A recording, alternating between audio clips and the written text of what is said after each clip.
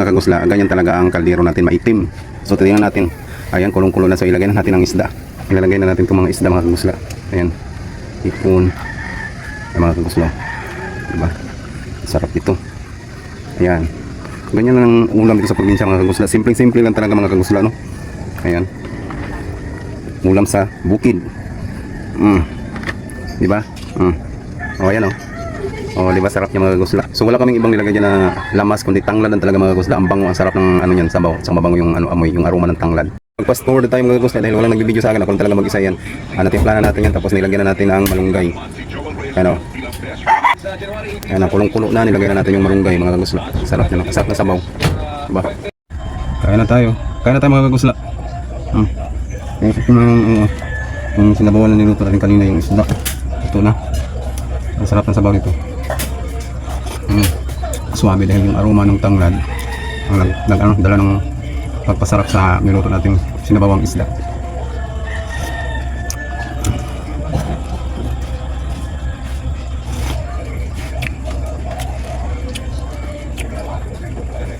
Ito yung mga kagusla. Mainit pa.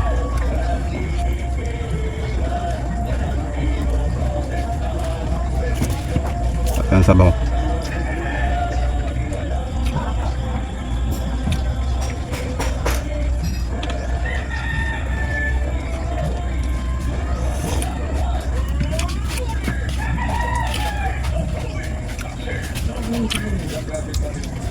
Pag sariwa pang isda, napakasarap na lasa, manamis-namis.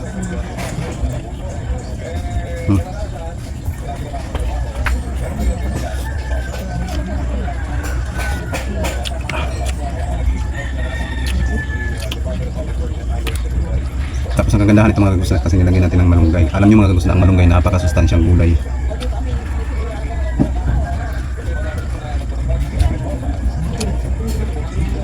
Kaya kung kayo magluluto ng sinabawang isda, lagyan nyo ng dahon ng malunggay mga kagusla.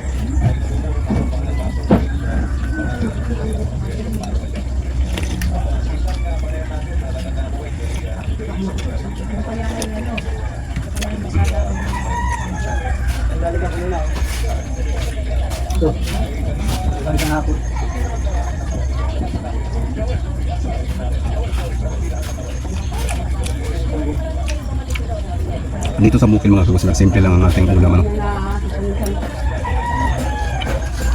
Mga gulay.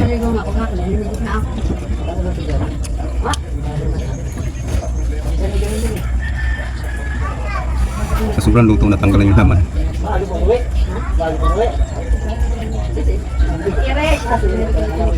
Sarap. Lalo lang sabaw, may mainit pa. Sobrang sarap. Nakalaaway noon. Kami kung gusto madaling araw yung mga dating na buli-buli. Yung kalpasyan yun.